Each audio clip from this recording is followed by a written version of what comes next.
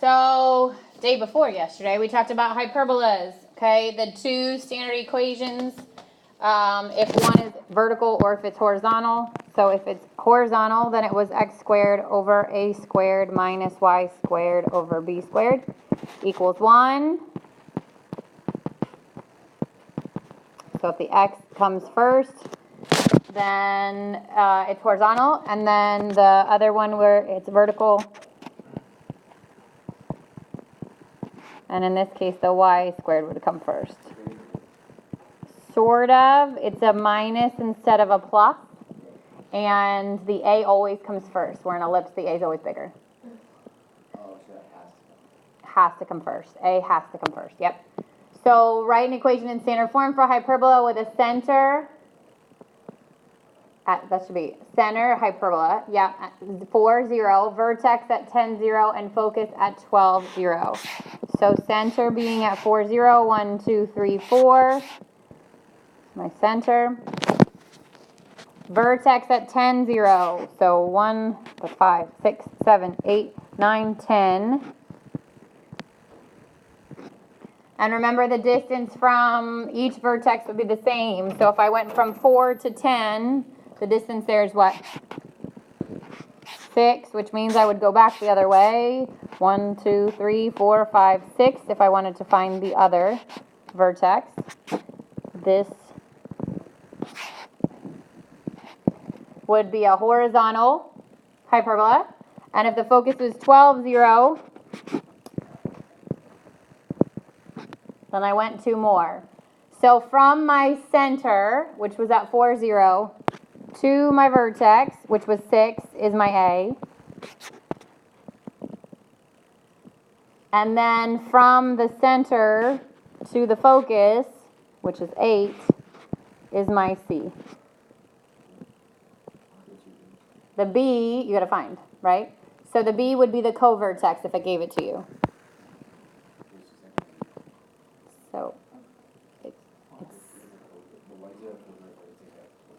So it tells you how high up and out to make your hyperbola. So what's the relationship between A, B, and C? Good. It's different. Did you do anything since Monday? So 8 squared equals 6 squared plus B squared. This would be 64 equals 36 plus B squared. Subtract the 36. Oh, not 4, 8. B squared would be 28. So my B, if it was to be graphed, would be the square root of 28, which would be about 5. So it would come up here and here. These would have been wider, okay, if I was to graph it. But all I need is the B squared. So because it's horizontal, I know which letter comes first.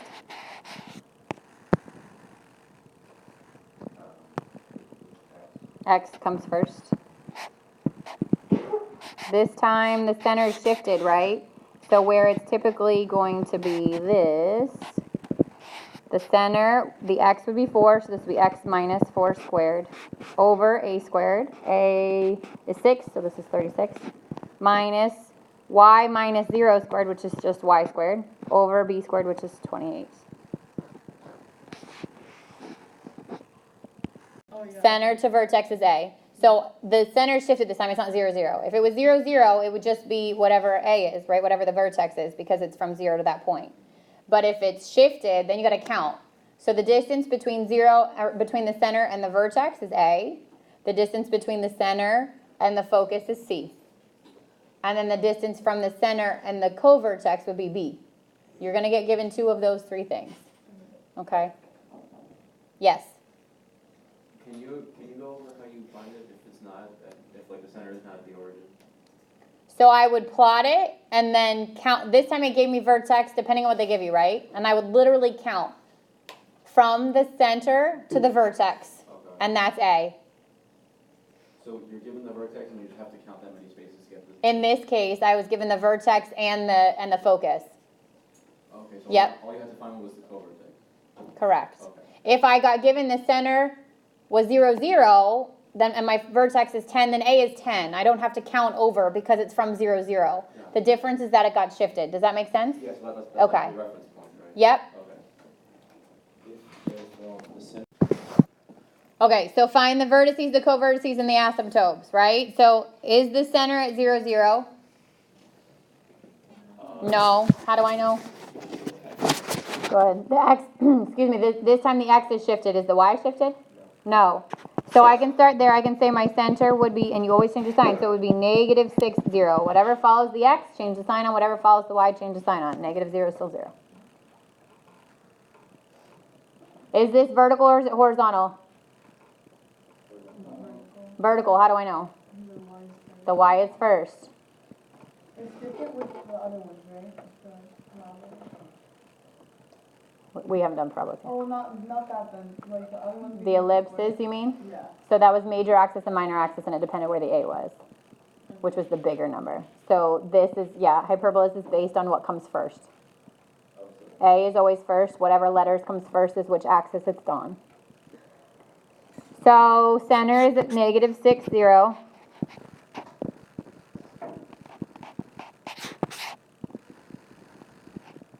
The a is first. So if a squared is 25, then a is 5. If b squared is 144, then b is 12. The a is along the major axis, okay? So if this is vertical, the a is on that axis. So I go up 1, 2, 3, 4, 5. And I go down 1, 2, 3, 4, 5. And then my b is 12. 1, 2, 3, 4, 5, 6, 7, 8, 9, 10, 11, 12. 1, 2, 3, 4, 5, 6, 7, 8, 9, 10, 11, 12. What those do is give me that little box that I need to make to tell how wide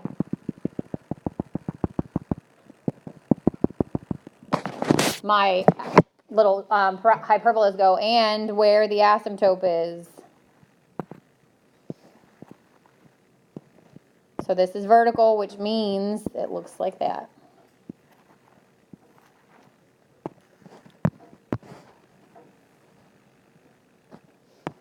The asymptotes, okay, would be y if it's y equals plus or minus b over a x if the center's at 0, 0 and it's horizontal. If it's vertical, y equals plus or minus a over bx. And then if there's a shift in your center, you have to shift the equation. So here, there's a shift in my equation, right? I know it's vertical, which means the a goes over the b. Y stays as y because the center of the x coordinate, the y coordinate of this center is 0. But then plus and minus a, which is 5, over b, which is 12, x plus 6. So the x coordinate of your center gets adjusted. Yep. So you have to find both your vertex and covertex before you can do the asymptotes? Yeah. And then where does that plus 6 come from? Where does the plus 6? That's from your center. That just got recorded. Thanks very much. Yeah. You can you can find all of this stuff without graphing. Yeah, you can add your points. I just think it's easier to graph it. But yeah, you can adjust it. You just add your a onto the x and subtract it. If it's horizontal, a onto the y if it's vertical. So start with the first one. Start with the center. Where's the center? 0, 0. Okay, there's no shift after the x. There's no shift after the y. Is this vertical or horizontal? Is it vertical or is it horizontal? Horizontal. Whatever letter comes first. If it's the x, then think about your x-axis. It's horizontal. If it's y, vertical. So if it's horizontal, it should tell you a couple things. One, the asymptote would be plus and minus b over a, right? If it's vertical, it's the other way around. So if my a squared always comes first, then a squared is 49a would be 7. If my b squared always comes second, then the b squared is 100, making b 10. So from 0, 0, because this is a horizontal, I'm counting left and right my a. Always along the axis is your a. So if it's 1, 2, 3, 4, 5, 6, 7, this point is 7, 0. 1, 2, 3, 4, 5, 6, 7. This point is negative 7, 0. My co-vertex, 1, 2, 3, 4, 5, 6, 7, 8, 9, 10. 0, 10. And down to negative 10. So I already know vertex, 7, 0, negative 7, 0. Co-vertex, 0, 10, and 0, negative 10. Asymptote, y equals plus and minus b, which is 10, over a, x. So I draw in the little box. If it asks you to graph it,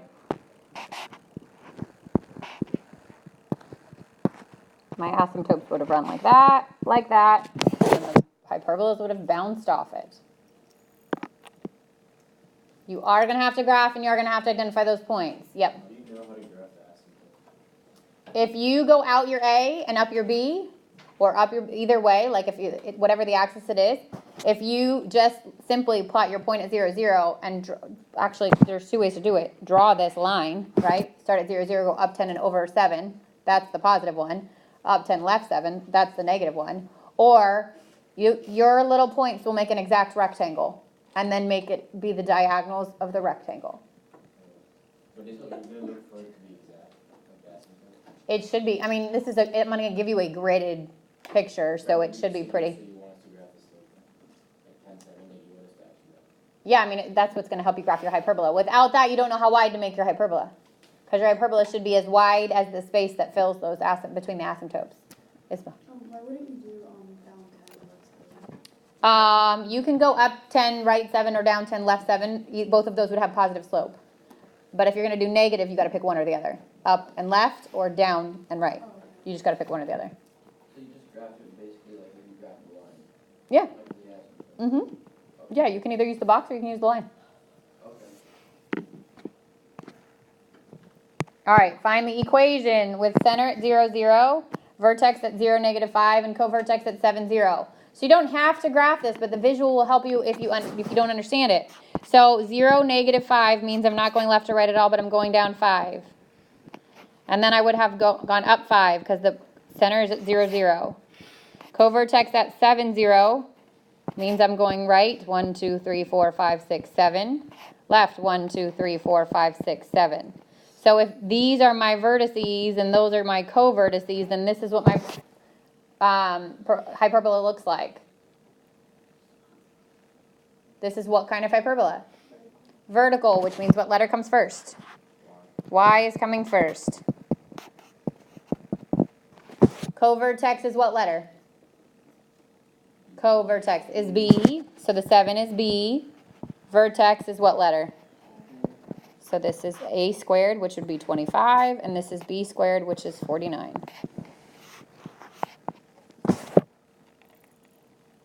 So you won't have to find the equation with a shifted center, but you do have to graph with a shifted center. Okay? So just like that last one, make sure you would know if my A is 7 and my center is 2, 1, then I plot my center first, and then I count over my 7, and then whatever the B is, the other direction. Okay? You are going to have a shifted center. Questions? Because we got to get started. When you the x is it'll be x, let's say it's minus 4, because it's right 4. Yeah. You don't solve it, you just leave it like that in the equation. Yeah, that's what you're just finding it for the equation. Yep. All right, so the last conic is parabolas, okay, which you have spent time doing before, just in a different format. So when we talk about parabolas this time, we're talking about vertex, focus, directrix, and axis of symmetry. So probably of that stuff, the word vertex should seem familiar, right? We know what a vertex is. We know what an axis, if you've heard of an axis of symmetry, right? It's the line that runs directly through the parabola that if I fold along that vertex and along the axis of symmetry, there's an overlap, okay? But parabolas also have a focus. So just like the focus with a hyperbola, parabola wraps around the focus, okay?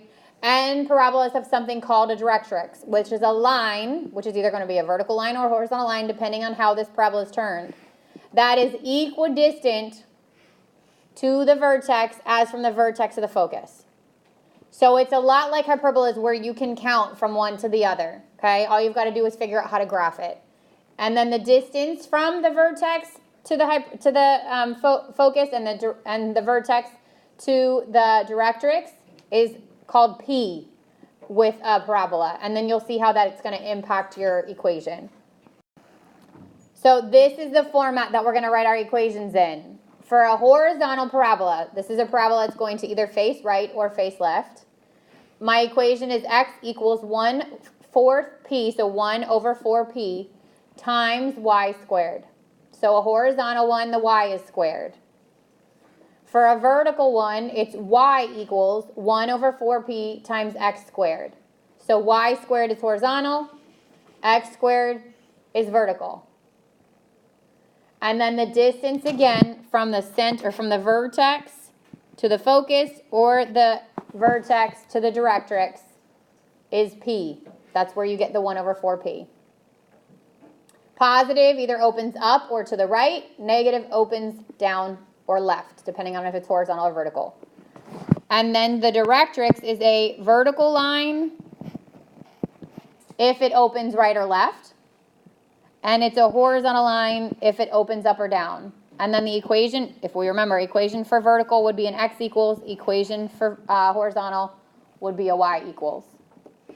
So if you think about a parabola, it bounces around the focus and away from the directrix. So a parabola will never cross through the directrix. That's how you know where to put what, okay? And it will scoop around just like it's a cup holding the focus. So whether it's vertical or horizontal, the focus will always be inside. The directrix will always be behind it, under it, left of it, wherever it's away from the direction. Ian. So is the distance from P to F the same as P to D? Yes. It is? Yes. So from vertex, yeah, and we count like this little box. I think it explains it, but I also think it's super confusing. You can literally count from vertex to focus. It's going to be either vertical or horizontal, so it's a count 1, 2, 3, 1, 2, 3, whatever it is, and then vertex to directrix, same distance. So and the distance from the vertex to the focus and from the vertex to the directrix is the same. Correct. So if I don't have vertex and I have directrix and focus, I find the distance and cut it in half. All right, so it says write the equation in standard form for the parabola. So the first thing you have to figure out is this an x squared or a y squared? So does it open up or down, or does it open left or right? It's down, which means which variable gets squared? The y is squared. So this in an x equals, no. It's a y, it's an x squared, guys. It's the other way around. Think about what you know typically of your, like go back to your graphing. It's y equals x squared, right? Like before this section, before we turn these on their sides, the x is squared if it opens up or down, right? So this is a y equals, it's going to be 1/4 px squared. That's the equation I'm looking for. The first thing you want to figure out is, does it open up or down, or right or left? And it's down. So not only does that tell you that the x is squared, but it also tells you what is true about your 1 over 4p, positive or negative. It's negative because it opens down.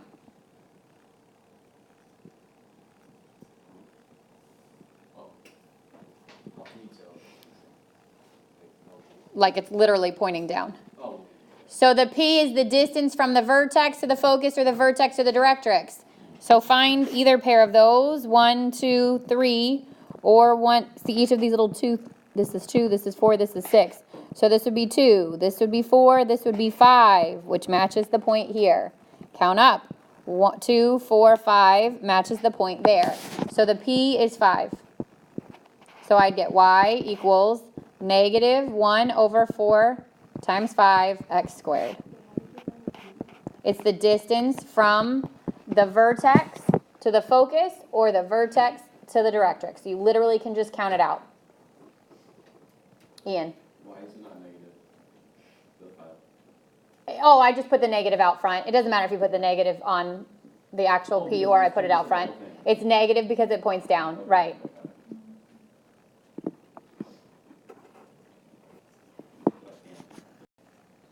Now I have no visual, but I have a write the equation in standard form for a parabola with a vertex at 0, 0 and a directrix at x equals negative 6. Vertex 0, 0. x equals -6. So an x equals is what kind of line, vertical or horizontal? Which one has an x that never changes? A vertical. So that's my directrix. Remember, my parabola points away from the directrix. So which way is this parabola going? To the right. If it opens to the right, is it x equals or y? I mean, is it x squared or y squared? Y squared. Is it positive or negative? So this is an x equals 1 4p y squared, and it's positive. And p is the distance from one point to the other. So 1, 2, 3, 4, 5, 6. X equals 1 over 4 times 6 y squared.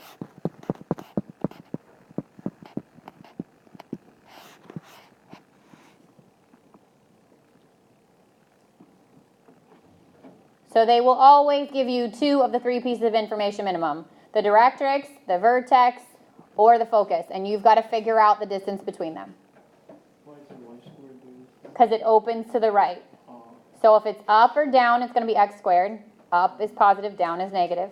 And if it's right or left, it's going to be y squared. Right is positive, left is negative. Karina? Is this horizontal? This would be, yeah. I mean, the way you refer to parabolas is which way do they face? This would open to the right. Okay.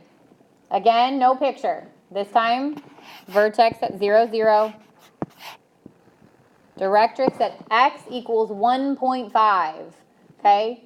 Where's that? Vertical or horizontal? It's 2.5. Huh? You said 1.5. Well, 1.25, sorry. Is this a vertical, is x equals 1.25 vertical or horizontal line?